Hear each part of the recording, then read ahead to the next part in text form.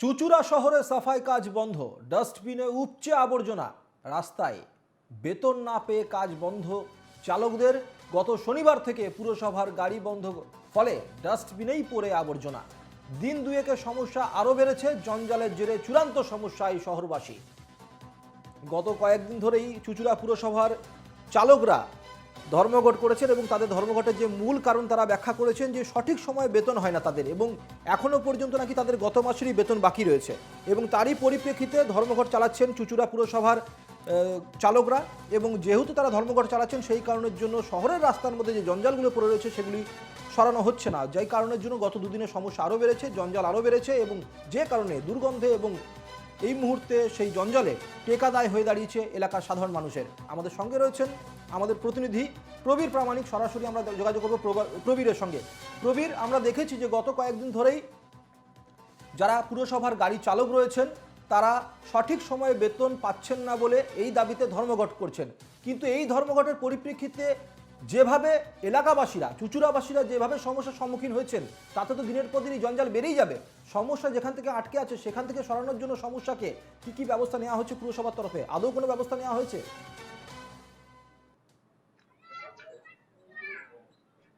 দেখো সুমিত, সর্বপ্রথম বলি আমি এই মুহূর্তে দাঁড়িয়ে আছি হুগলি চুচুড়া পৌরসভার ৯ নম্বর ওয়ার্ডের পারদুয়ারি মোড়ে। আমার পিছনেই যে জায়গাটিকে দেখতে পাচ্ছ সেই জায়গাটি একটি ডাস্টবিন। অবাধে গরু বিচরণ করছে। হুগলি চুচুড়া পৌরসভার বাড়ি বাড়ি থেকে যে সমস্ত ময়লা আবর্জনা সাফাই কর্মীরা নিয়ে আসে, তারা নিয়ে এসে একটা ডাস্টবিনে সেখানে তারা ফেলে যায়। সেখান থেকে বড় বড় গাড়ি এসে সেই গাড়িগুলো ময়লা তুলে নিয়ে ডাম্পিং গ্রাউন্ডে পৌঁছে যায়। মূলত সেই সমস্ত গাড়ির চালকরা গত শনিবার থেকে তারা স্ট্রাইক করেছে, তার কারণ তারা বেতন পাননি নভেম্বর মাসের বেতনের সঙ্গে সঙ্গে তারা যেসব এক্সট্রা কাজ করেছিল প্রায় 4 থেকে 5 মাসের পয়সাও তারা পায়নি। তাই তারা পৌর প্রধানের সঙ্গে দেখা করেছিল বেতনের দাবিতে, কিন্তু কোনো সুরা না পেয়ে তারা শনিবার থেকে কাজ বন্ধ করেছে, যার জেরে ব্যাপক সমস্যায় পড়েছে এখন শহরবাসী। যেখানে সেখানে এখন ময়লা আবর্জনা, যার ফলে মানুষ একটা আতঙ্কিত হয়ে পড়ছে যে এখান থেকে যাতে রোগ জীবাণু না ছড়িয়ে পড়ে। তবে এই মুহূর্তে আমরা এই ৯ নম্বর ওয়ার্ডের যে ওয়ার্ড কমিটি তার প্রেসিডেন্টকে পেয়ে গেছি আমরা সঙ্গে। আমরা একটু তার সঙ্গে কথা বলিনি, হঠাৎ কি কারণে এই ধরনের ঘটনাটা ঘটলো। দাদা, কি কারণে এই যে সমস্যাটা, কি সমস্যাটা কারণে? এই সমস্যাটা একটা সাময়িক সমস্যা কিছু হয়েছে, মিউনিসিপ্যালিটিকে আমরা জানিয়েছি। মিউনিসিপ্যালিটি তার যথেষ্ট ব্যবস্থা নিয়েছে এবং সমস্যার সমাধান হয়ে গেছে। আমাদের কাছে যা খবর আছে, আজকেই ময়লা সব তুলে নেবে, গাড়ি আসছে, গাড়ি এসে তুলে নেবে। সমস্যা তো হতেই পারে, তারপরে কিছু ছুটি ফুটি গেছে এইসব কারণে হয়তো একটু অসুবিধা হয়েছে। আজকে সব ময়লা পরিষ্কার হয়ে যাবে। প্রবীর, যেটা মূল সমস্যা ছিল চালকদের যেটা মূল অভিযোগ ছিল প্রবীর, যে তারা নাকি সঠিক সময়ে বেতন পায় না এবং এখনো পর্যন্ত নাকি চালকরা গত মাসেরই বেতন পায়নি।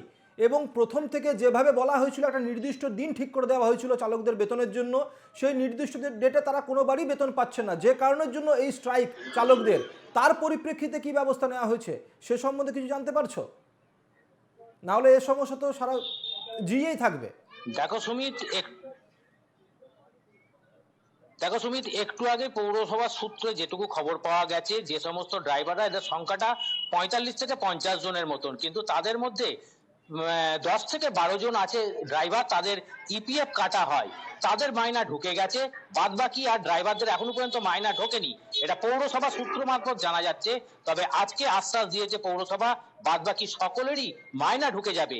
এই আশ্বাস দিয়েছে বলে হয়তো সেই সমস্ত ড্রাইভাররা আজকে কাজ শুরু করলেও করতে পারে, আবার তারা নাও শুরু করতে পারে, এমনটাই কিন্তু তারা জানাচ্ছেন আমাদেরকে। অনেক ধন্যবাদ প্রবীর। আমাদের সঙ্গে ছিলেন আমাদের প্রতিনিধি চুচুড়া থেকে প্রবীর প্রামাণিক।